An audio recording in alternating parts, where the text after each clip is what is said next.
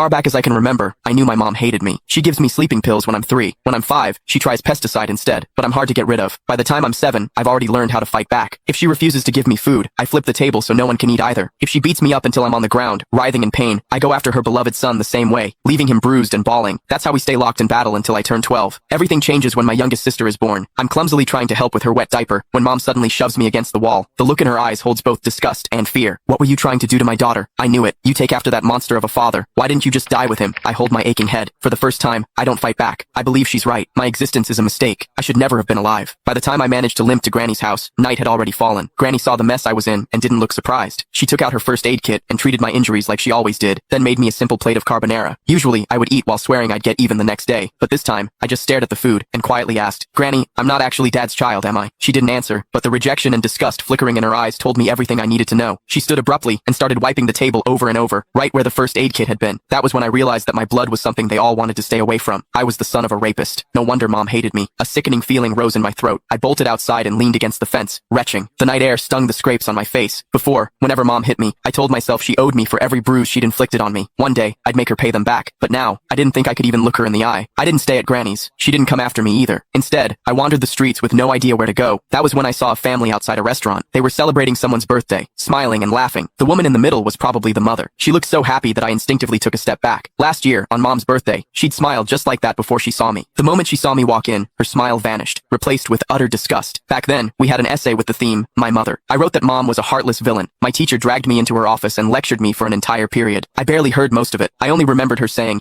"No mother in this world would ever stop loving her child." I believed her. I saved money from collecting recyclables and bought my mom a birthday cake. I just wanted a hug, the same kind she gave my brother, Casper Willis. But her frigid expression was like a stab in the heart. I felt like a fool, standing there with that cake in my hands. Anger overwhelmed me. When no one was looking, I went out and caught a couple of frogs in the garden. Then, I hid them in the cake. I could still remember the way she screamed when they jumped out. Back then, I felt a twisted sense of satisfaction. I thought she didn't deserve to be a mother. I thought she had it coming. But now, I know the truth. The one who didn't deserve anything was me. My existence itself had hurt her. As I watched that mother's smile through the restaurant window, I made a decision. This year for Mom's birthday, I would give her a gift she would truly be happy with, one that would free her completely. I decided to die. Once that thought took root in my mind, my steps felt lighter. I even started planning how to do it without troubling anyone. I needed to do something that wouldn't leave a mess. But before I could carry out my plan, a patrolling officer spotted me and brought me home. Mom answered the door. As the door shut behind us, I stared at the floor, unable to meet her eyes. Her icy tone sliced through the air. "Why didn't you just die out there?" I almost snapped back, but I forced the words down before they came out. Still, as I stared at her back, I couldn't stop myself from asking, what would you do if I really did die? Would she be the least bit sad? "If you've got the guts, hurry up and do it. I'd celebrate." She walked straight into my sibling's room and closed the door. I stood rooted to my spot in the living room. After a long while, I wiped my face and let out a humorless laugh. Mom would definitely like the birthday present I had prepared.